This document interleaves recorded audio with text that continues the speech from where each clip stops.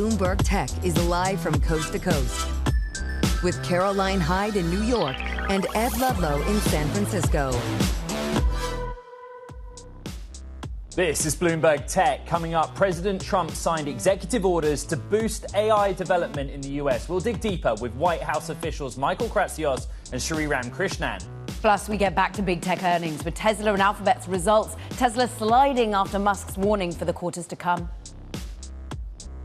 And Intel's next on the docket. We'll discuss what to expect from the chipmaker's results and its turnaround efforts later today. But Ed, first we check in on these markets that are once again at record highs. We're focusing in on what has really been the uplift, feel-good factor of the fact that the trade deals start to roll in. Japan, all eyes on Europe, and we look at the Nasdaq.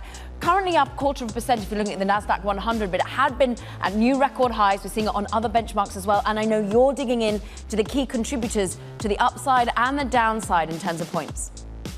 Yeah, let's go on the downside. Tesla is the earnings story, on track for its biggest drop since the first week of June, a period of transition and the core business suffering.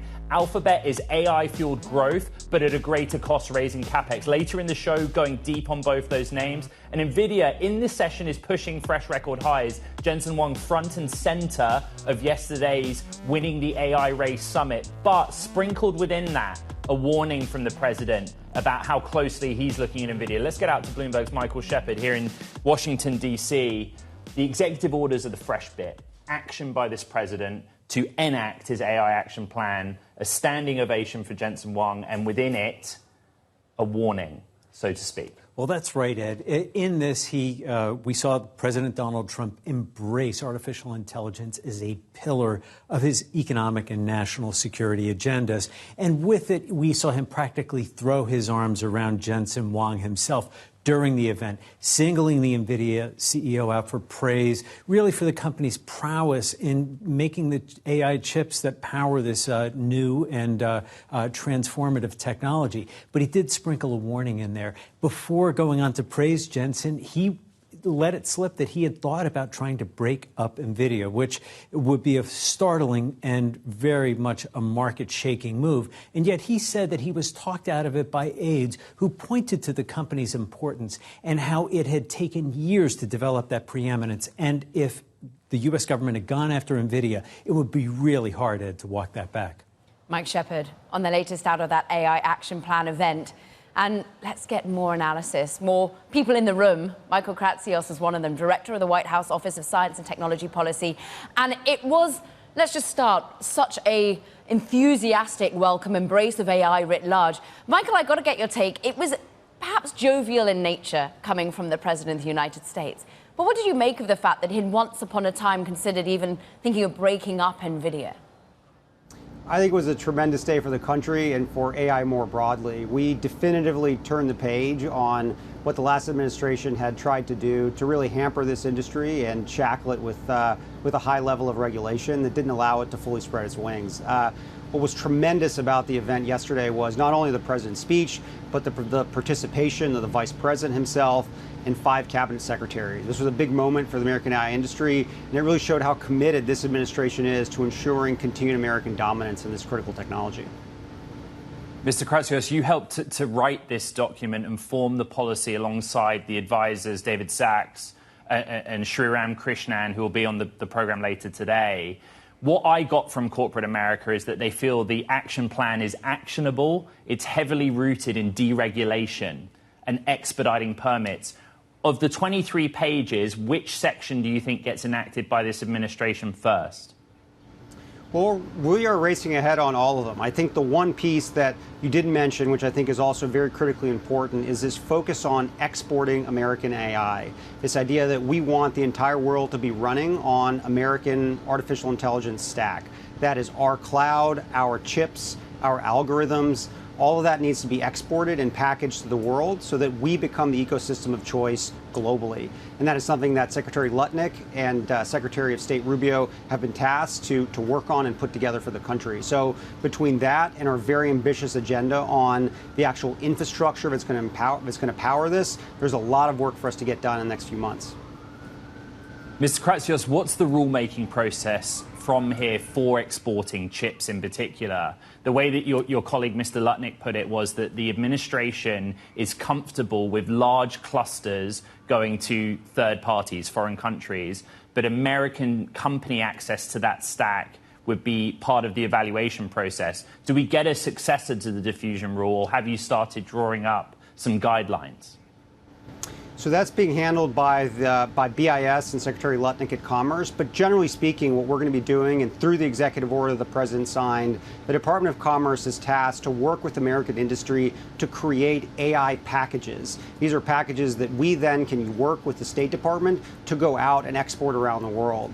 And part of that, because Commerce will be at the table when these packages are being created with our great chip companies and our algorithm companies and our model companies, we'll be able to have packages which we believe will be able to make it through the export control restrictions of the Commerce Department and make them actually extraordinarily viable and very interesting and very appealing to lots of countries around the world who all are racing and very excited to have AI and deliver AI for their people. And boy, are the US companies racing for AI. The investment that we hear coming from Alphabet, for example, upping by another 10 billion in terms of capital expenditure. These companies, though, are huge. Alphabet potentially facing a breakup. We hear about Jagdish Mehta in August. We also know that Meta itself is also being analyzed. Will these companies always be allowed to be huge if the AI innovation is the win? You know, that's not something that I particularly focus on or look at. I think you have to talk to the Department of Justice and others. But to be honest, I think we are very blessed in the United States. We have the greatest technology companies in the world that are delivering the greatest products in the world that citizens of the world all want to use. If you just look at the numbers of usage for our large language model builders, it's absolutely incredible. The entire world wants to run American rails, and we need to make sure that the regulations are out of the way to make sure that we can get it out there, not only to Americans, but also globally. And I thought what was really interesting was the comments coming from President Trump while announcing the AI Acts and signing the executive orders was one of copyright and almost trying to push back on this need to be compensated if you're someone who's made the works that the ultimate models have been trained upon. What do you make of copyright, and will that be in legislation? Yeah, so you bring up a good point. In the president's speech, the president discussed the importance of being able to use materials in the training of these models. And this is something that is going back and forth and discussed a lot globally. And I think we're excited to kind of see where that all plays out. Ultimately speaking, what we want to do is be able to allow training to happen here in the United States. And that's something that's being sorted out in the courts. Mr. Kratsios, why is the issue of visas and immigration of talent not included in the action plan? Well, we talk a lot about the importance of the people that are going to make the AI ecosystem thrive. And one thing that was very unique and special about this report, which actually doesn't get talked a lot about when it comes to the AI ecosystem, is the importance of actual builders and how we build out the infrastructure for AI. When we think of the people that we need to make AI succeed, we need HVAC people, we need electricians, we need all these amazing careers that will be able to actually build these massive data centers for the American people. So this report touches on that, and it also brings up the point that we need great talent and great Americans to be able to work on this technology. The way that Mr. Jensen Huang has put it time and time again is that more than 50% of the world's AI researchers are from China or currently in China. And if you look at recent news flow, and I know that you do, Mr. Kratsios, all of these members of talent that are moving from Apple to Meta or Google to Meta in its superintelligence lab are either first-generation immigrants from somewhere around the world, but including China. Do you acknowledge that the administration needs to come up for a plan to attract talent from outside of this country to fuel the AI industry here? America is already the place where the best and brightest people from around the world want to come, live, work, and study. And we are blessed with that, and we continue to have amazing legal pathways for the greatest thinkers and minds and engineers to come work in the United States. Where I spend a lot of time thinking about is how we can make sure that we have more native-born American talent succeeding and being employed by our great technology companies. The percentage of Americans that are now pursuing high-end STEM degrees has been declining precipitously over the last 20 years. That is a curve that we need to change. We need more Americans pursuing high-end PhDs in things like artificial intelligence and computer science and engineering, and that's something that we're going to work very hard on. Michael, also what's included is, well, the focus on reskilling, retraining, and helping states and companies do that. Do you think there's enough there to support what is going to be a true upheaval in the labor market? I think we can get it done. And I think the Secretary of Labor and many of the other secretaries are very excited about driving these programs forward. As I talk to builders that are building out Stargate, they're saying that somewhere between 25 or 50 states is where they have to bring in electricians and other folks in to actually work on these projects. And that's something that we need to fix. That's a curve that we need to bend and get more people being able to work on these actually high-paying, very efficient, great jobs for Americans, and be able to allow them to participate in the revolution. Mr. Kratsios, very quickly, the plan includes a provision to contract only with developers using non-biased models. The president brought the issue up, also talked about woke in the context of models. Explain why that was included, please. We have 30 seconds. The president's been very clear from day one about trying to remove Marxist DEI ideology from the federal government. And a big part of that is making sure that the models and the technology that we actually procure and spend taxpayer dollars on does not support these types of ideologies. And that's why you're going to see changes in the way that we procure AI models to make sure that we eliminate this. Michael Kratsios, Director of the White House Office of Science and Technology Policy. Grateful to have you back on the show after a busy 24 hours here in D.C. Thank you. Now, coming up, Elon Musk warns of rough quarters ahead following one of Tesla's worst stretches since it first started producing EVs. We're going to go to that next. This is Bloomberg Tech.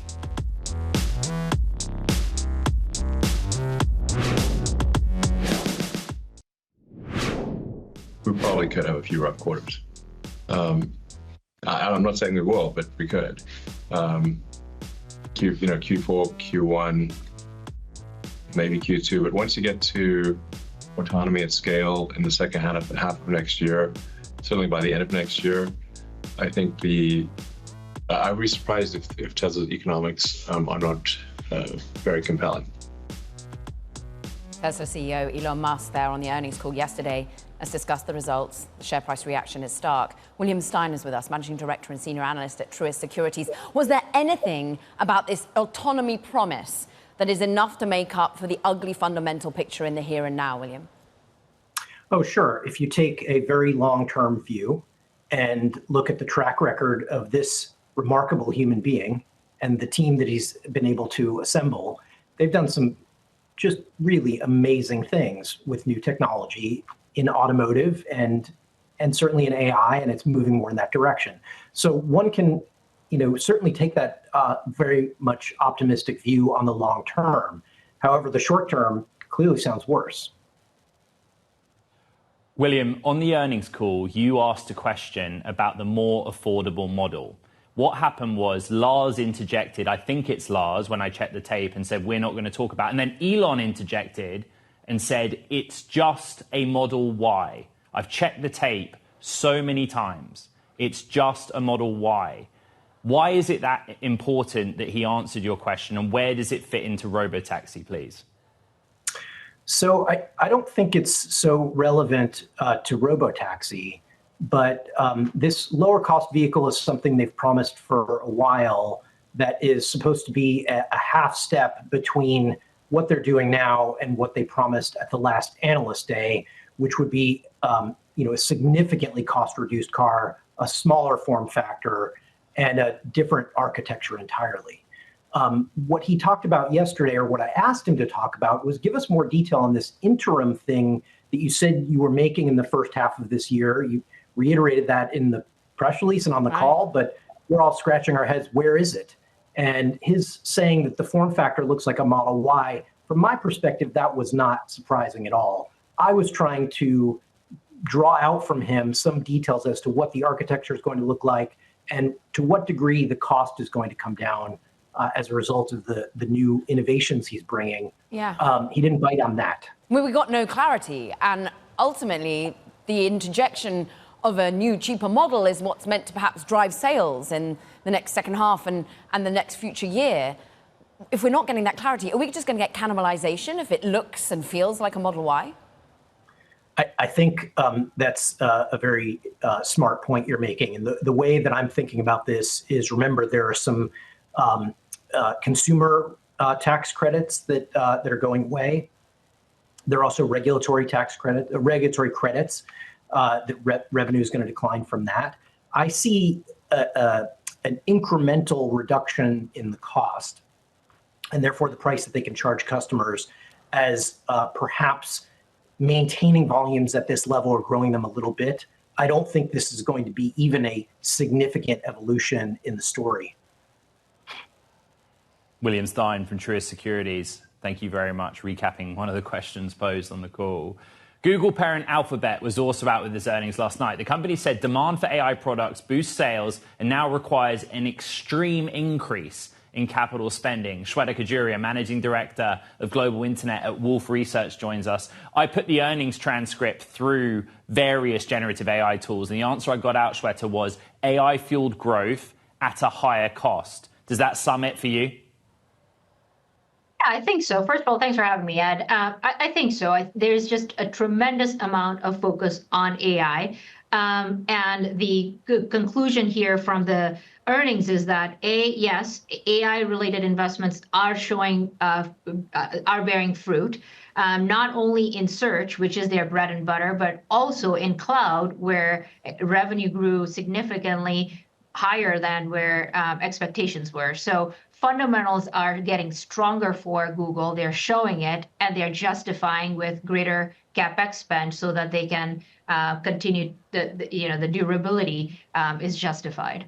We'll see whether Ed was putting it into Notebook LM and making it into a podcast, Shweta. But I am interested as to why this is negative for Amazon. Your note is so interesting. Ultimately, you think that this is a beat across the board. You think this is a good news story for Meta, but not for Amazon. Well, I think it is a positive. I should have been a little bit clearer in my note, just to be, a little bit more upfront. And the second quarter, I think it would be positive for Amazon. But the cloud numbers were pretty strong for Google, and there's not a ton of reason to think Amazon also wouldn't have seen benefits of demand. The incremental negative piece is that Google also commented on supply demand remaining tight. And so the capacity constraints, they're not out of the woods. And one of the key focus areas for investors was whether we'd see acceleration in AWS revenue growth in the back half and as early as the third quarter. We may not see that just yet. It could be pushed into Q4 or beyond. One of your sell-side colleagues had a note out that basically said Google's hand has been forced by OpenAI and OpenAI's commitment to spend. Also in the talent domain, how honest do you feel Alphabet or Google were about the pressures they're facing to spend their way into a situation or out of a situation? Well, I think that there's a growing amount of pressure, and that is pretty well documented across these, across what Mark Zuckerberg is saying and what is actually happening. But the benefit with Google is also that they do also have the advantage of the infrastructure of the DeepMind research group of some of the best engineers that are out there. So not only a high pay package, but also who you work with, how innovative your work is, all that also matters. So I do think that there was some truth behind what Sundar was saying, that the retention levels are kind of where they want to be. Shweta Kajuria of Wolfe Research, it's always great to get your notes and your expertise on the show. Thank you. Now, another company out with earnings, ServiceNow. The company says it sees strong outlook for revenue growth in the third quarter as customers adopt its AI software tools. I spoke with ServiceNow CEO Bill McDermott, who touted the company's savings on labor with the help of its own AI. We're slowing down the hiring in jobs that are, quite frankly, soul-crushing jobs. I mean, just think about like IT support. 97% of standard software automatically generated by AI now. And the pressure on supporting function and people has been cut in half. Customer support, 80% of the customer inquiries and cases now are fully managed by agentic AI. And think about security and risk management in real time. All the patchwork and the change management is done by agents now. And the same is true of go-to-market. Think about people that talk to customers. There's no prep work anymore. Their AI teammate is doing that for them at ServiceNow.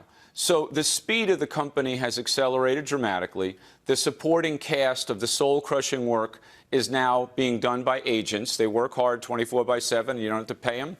And they don't eat any lunch. And they don't have any health care benefits. So they're very affordable.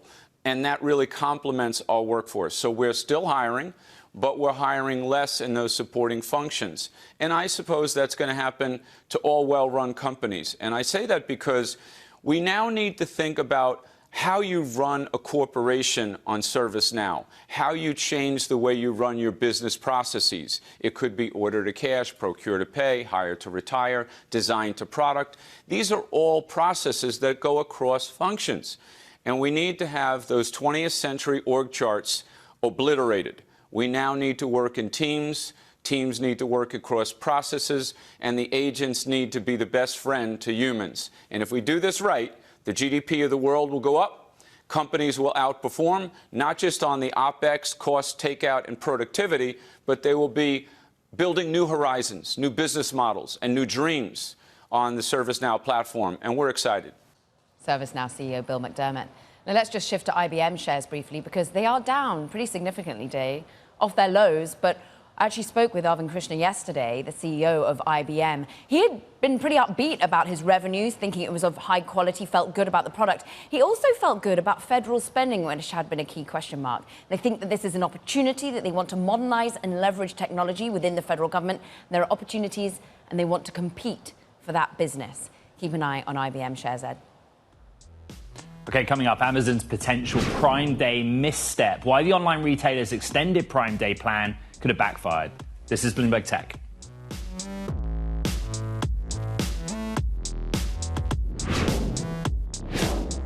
It is time now for Talking Tech. And first up, more fallout from Microsoft's SharePoint flaw. Now, hackers have compromised several entities in South Africa, including the National Treasury. That's according to cybersecurity firm iSecurity. South Africa's National Treasury has said it's seeking help from Microsoft after identifying malware on its network. Plus, Amazon's Prime Day plan, it backfires. The company's extended Prime Day sales were meant to give more time for customers to browse. And instead, shoppers compared prices. Many went to Walmart, with sales at the retailer growing 24%. And Elon Musk's Neuralink is expected to implant chips into 20,000 people by the year 2031, generating at least $1 billion in annual revenue. That's all according to documents reviewed by Bloomberg. Neuralink has raised $1.3 billion from investors and is now valued at $9 billion, according to PitchBook. Ed? Okay, coming up, the head of policy at Hugging Face joins us to discuss how open source models could benefit from the White House's new AI action plan. That conversation's next. This is Bloomberg Tech.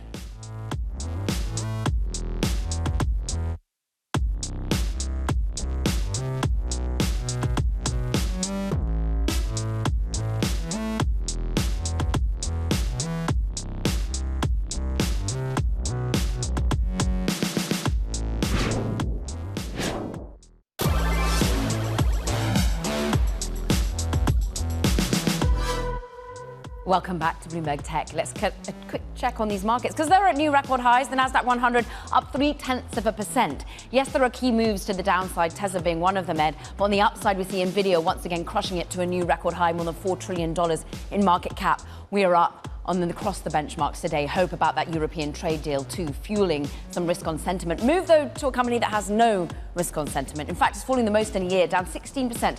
ST Micro, Franco-Italian chip maker. Now I'm looking at the ADRs traded here in the US, but it was down similarly in Europe. This is after their numbers showed a surprise operating loss instead of a profit. They have restructuring costs, but also big exposure to the automotive sector, like Tesla, one of the key clients. And they're seeing some slowdown. Margins also not looking good for the third quarter. We've heard that from NXP and, of course, Texas Instruments too, Ed. AI developers and chip makers are rallying behind President Trump's AI action plan. Yesterday, I caught up with AMD CEO Lisa Su, who said the efforts to bring semiconductor production to the US were strategically important, but come at a higher cost. Listen to this. I think the AI action plan absolutely helps this notion of bringing up the resources that are necessary, whether it's regulatory or power or, just ensuring that there's a view that this is a priority. And if it's a priority for the administration, it'll be a priority for the industry. And, it kind of coalesces all of the aspects that are necessary. So it's still hard work. I don't want to say that, we can do this, quickly. It's still multi-years. of But hard you will work. move some chips from Arizona this year, I think you said. Absolutely. We're going to start manufacturing this year, and we're going to add to it as we go forward. One of the things you addressed on stage was the idea of the relative price comparison for a semiconductor made here in the United States versus abroad. There is a marginal degree of greater expense. I think you said it was less than 20%, more than 5%, somewhere high double digits. But if you are building the broader high-performance compute system in the United States, does it matter? I mean, how do you approach the sort of economics of it? I think the economics of it are we have to consider the just resiliency in the supply chain. I think we learned that, frankly, Ed, from the pandemic. The idea that you think about your supply chains not just by the lowest cost, but also about reliability, about resiliency, and all those things. I think that's how we're thinking about U.S. manufacturing. And yes, it will be a little bit more expensive. Frankly, some of the work that has been done to encourage semiconductor investment has been helpful. But when you really average it across everything else that you need to build this computing infrastructure, I think it's a very good investment for us to make to assure that we have American manufacturing and resiliency. The AI action plan will be followed by action, one imagines, executive orders from the president and other pieces of specific policy. What is left to do, to your mind? What is it actually that needs to be enacted, either from a supply chain point of view or your ability to sell your technologies around the world? Well, what I really like about the AI action plan is I actually believe it's quite actionable. So there are lots of things in there where when we look at it, it's a perfect blueprint for public-private partnership. And we're going to be active with the administration to try to help shape some of those conversations about what should be exported, what an open ecosystem looks like, how do we ensure that AI for science is front of mind. We're very active with the Department of Energy on the entire national lab infrastructure, which can really help accelerate AI in the country. So yeah, we're ready to go. That was AMD CEO Lisa Su speaking to me at the AI Summit in DC yesterday. Let's talk more about the impact of this new US AI policy framework, the AI Action Plan. Irene Soliman, head of AI research and policy for Hugging Face, was in the room yesterday and now in the room with us here in the DC studio. And, I haven't got it with me now, but when I printed out the 23-page document, I turned page 1, and in the indexing, open source and open weight was so high up, which was a surprise to many people. For Hugging Face, that clearly is a good result.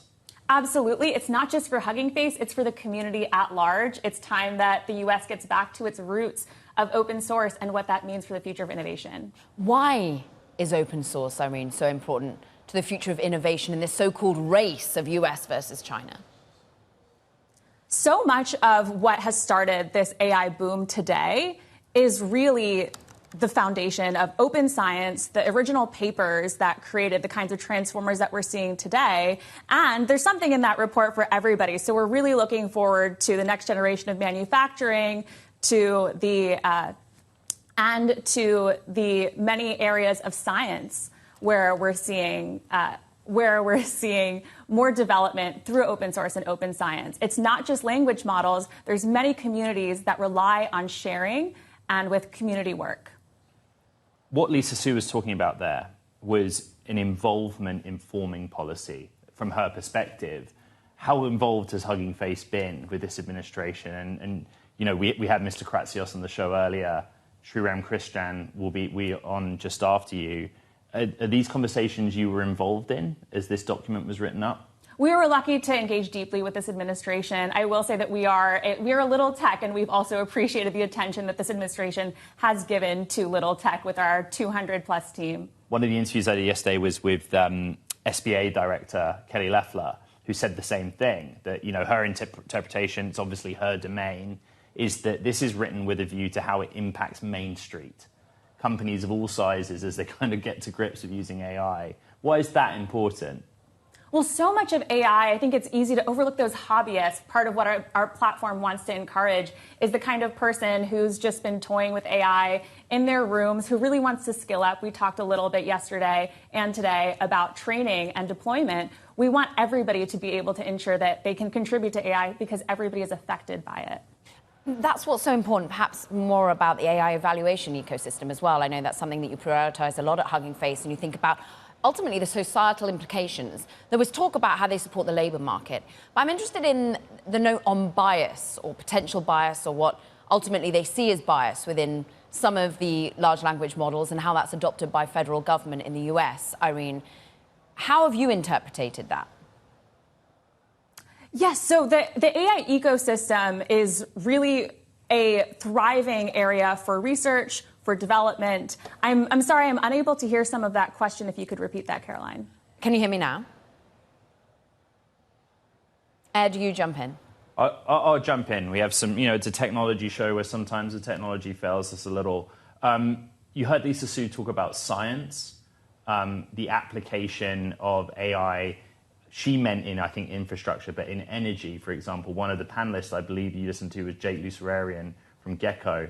Heavy emphasis on how AI can help the energy industry boost its output. You were also interested in the science application. You came away reading the document and the president's speech feeling what about that domain? A huge part of AI, of course, is going to be energy. The energy was high yesterday, and as the plan says, it's only going to get higher. We're seeing at Hugging Face people really using actually smaller models to enhance their work stream. So some of the most downloaded models are energy efficient. As we scale up our infrastructure, people need to rely on what is easy to deploy. There is a heavy emphasis on exporting the American technology stack, or simply exporting American AI. That's the bit of the open source debate that I really want to understand from you, because at the same time this administration frames this as competition. America wants to lead with its commercial leadership of AI against China in particular, as much as it wants to foster an open source ecosystem. Are both achievable? One of the biggest takeaways that we have from this action plan is this U.S. tech stack. So there's not just this race for the frontier, this race for AGI. There's really this race for the global ecosystem. A huge part of open source and open weights is what people are able to locally deploy. And this is the emphasis on the American tech stack. We need the U.S. to develop more of those open weight and lightweight models. Irene, finally, you were in the room, and some people were taken aback a little bit about who was in the room, the mix of policymakers, leaders in your industry. What was it that was most discussed in between the panels? What is it that you exchange views on with your peers? It was a mix. It was a huge variety of people in that room, which is who needs to be part of this AI conversation. Some of the conversations we were having is about the next areas that we're excited about. We're looking forward to the next generation of manufacturing, towards robotics, towards what we can be doing to make sure that AI is being deployed in every sector in a meaningful way. Irene Suleiman, Head of AI Research and Policy at Hugging Face. Joy to have you on. Now, coming up, President Trump unveils his AI roadmap has been talking about throughout. Sriram Krishnan is going to be joining us, White House Senior Policy Advisor for AI. He joins us to discuss next. This is Bloomberg Tech.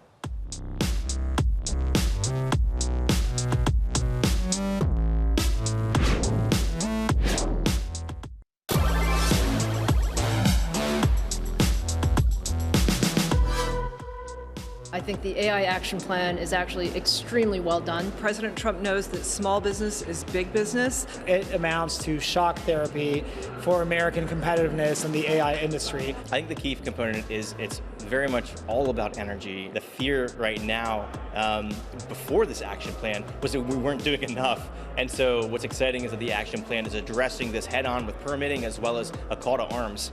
I think the third pillar around making sure that we are expediting the export of our American AI stack, that is really core to our mission at Armada. Well, what I really like about the AI action plan is I actually believe it's quite actionable.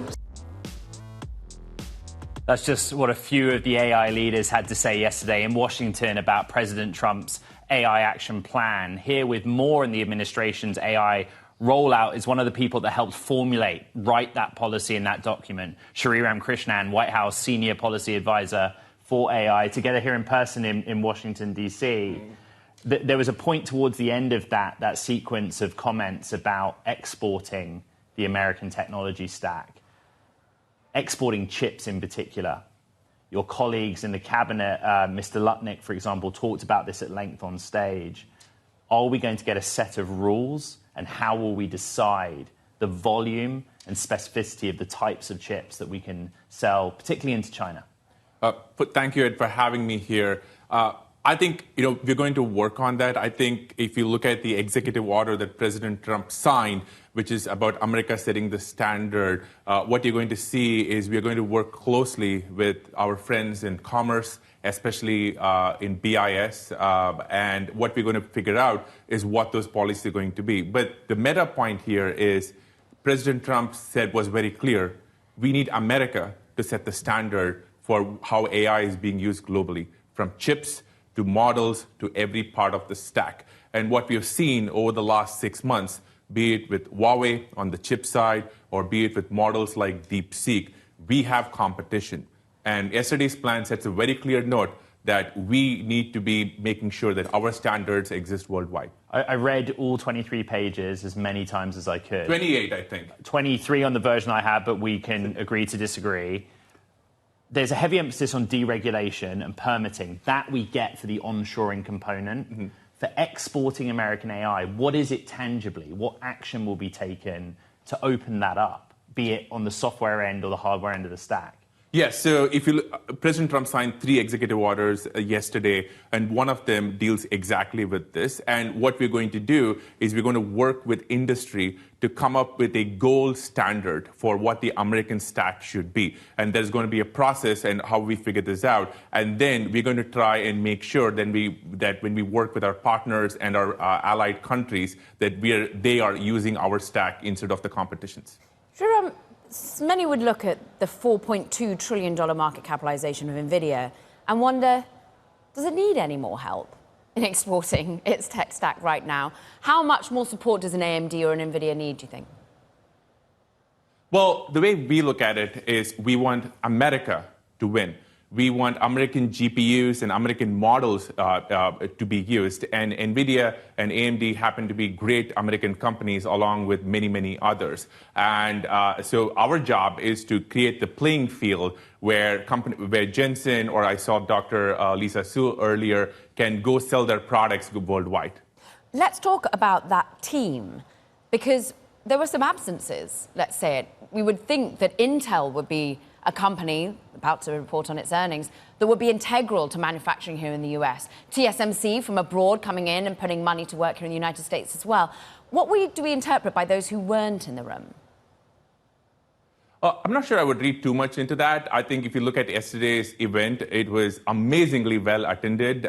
We had industry leaders from across the stack, from the semiconductor space to energy, to AI models, to AI applications. And as you said, we really want American semiconductor industry to win. And you saw yesterday's event being extremely well represented when it came to that.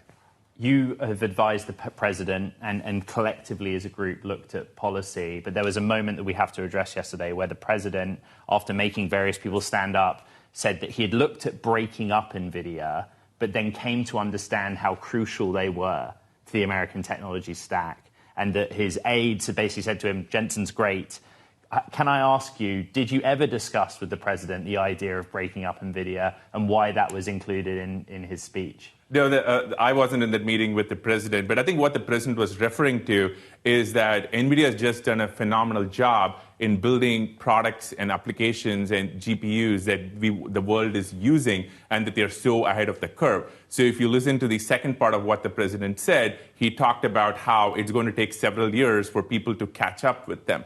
And I think that's kind of one of the pieces that's put America in this pole position when it comes to the GPUs that everybody in the world wants to get access to. We appreciate the clarity, Sriram. Open source, very prominent, very high up in the AI action plan. Why? That's something you're particularly focused on as well. Yes, and this is an issue near and dear to my heart. And this is something which I think the Biden administration got totally wrong, where they tried to basically scare people about open source. We believe that open source is an integral part of innovation, of how academic research is done, how you get little tech to innovate quickly and be on a level playing field. And we think America should win. And the first day when I took this job, we had DeepSeek come out, and really, send a signal that America wasn't actually leading in open source at the time. And we believe that needs to be rectified. And that's why in the action plan, we send a very strong signal that open source or open weights, America is going to have a leadership position. Another thing near and dear to your heart is pro wrestling, Sriram. And it feels like we're in a wrestling match between China and the US. And I'm really interested as to how you navigate the rules of that wrestling match. For example, China gives us rare earth metal access. In return, we give them some H20s. But how does NVIDIA navigate if China stops and chokes that? Will they have to be limited in H20? How do they get certainty in this environment? Well, first of all, if you're talking pro wrestling, let's be clear. We are the face. We are the baby face who's going to ultimately go over for all of you pro wrestling fans. But look, the way we think about it is we want the American tech stack to win. One of the metrics I talk about is every token that is inferenced worldwide, we want it to be on an American GPU or using an American model, how many of our quadrillion tokens there are. And when it comes to the H20, I think the way we think about it is we would much rather have NVIDIA or AMD be the GPU of choice rather using Huawei or somebody else's. And that's how we see it. NVIDIA is a baby face. As a fan favorite, I love it. Sriram, Krishnan, it's been great having time with you. Thank you. White House Senior Policy Advisor for AI. Now coming up, can Intel's new leadership produce results in their latest earnings? More on what comes after the bell. That's next. This is Bloomberg Tech.